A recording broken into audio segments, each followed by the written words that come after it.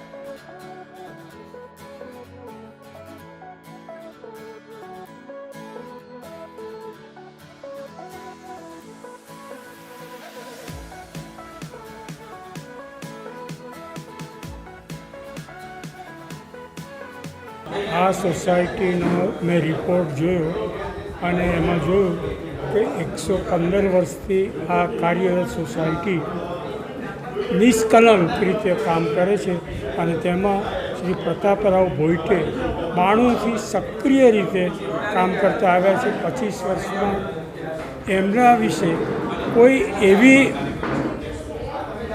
અયોગ્ય ટીકા થઈ નથી. હંમેશા યોગ્ય ટીકાઓ, યોગ્ય પ્રતિભાવ દરેક સમાજ તરફથી આ સોસાયટી માટે મળ્યો છે. મેં ઘણી સોસાયટીઓ, ઘણી સંસ્થાઓનો અભ્યાસ કર્યો છે. કેટલાય તકવાદી તત્વો આવી સંસ્થાઓમાં ઘૂસી જઈને એ સંસ્થાને બગાડવાનું કામ કરે છે.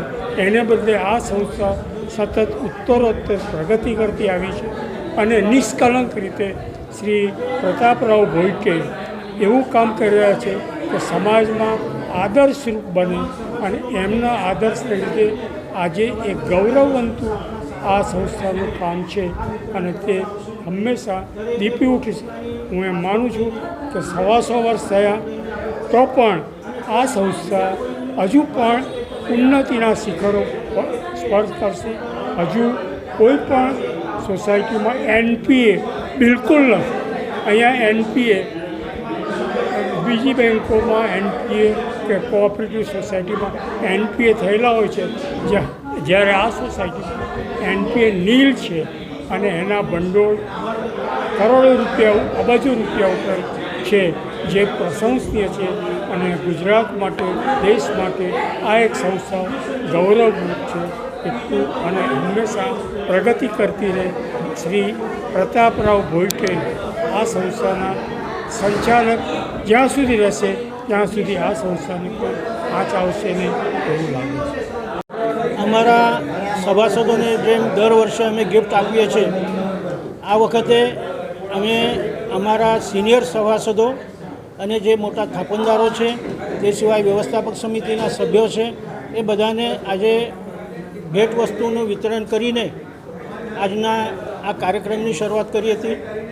આજના કાર્યક્રમમાં અમારા કાર્યક્રમના અધ્યક્ષ તરીકે શ્રી ગોકુળભાઈ પટેલ, જેઓ સહકારી ક્ષેત્રના એક અગ્રણી વ્યક્તિ છે અને જેઓ જાગૃત ગ્રાહક સોસાયટીના પ્રમુખ છે, એવા શ્રી ગોકુળભાઈ પટેલના અધ્યક્ષ સ્થાને આજનો આ એક શુભારંભ કાર્યક્રમ શરૂ કર્યો હતો. ખાસ કરીને તમામ સભાસદોને અમે 18મી તારીખથી આ ભેટ વસ્તુનું વિતરણ કરવાના છે. દર વર્ષે જે પ્રમાણે અમે કાર્યવાહી કરીએ છીએ, આ વખતે 3 ભેટ વસ્તુ અમે આપવાના છે. એક તો ઇગ્નિશન, બીજો કેસરોલ અને ત્રીજો ફ્લાસ્ક. આ ત્રણેય વસ્તુ એકસાથે કોમ્બિનેશન કરીને દરેક સભાસદને આપવાના છે.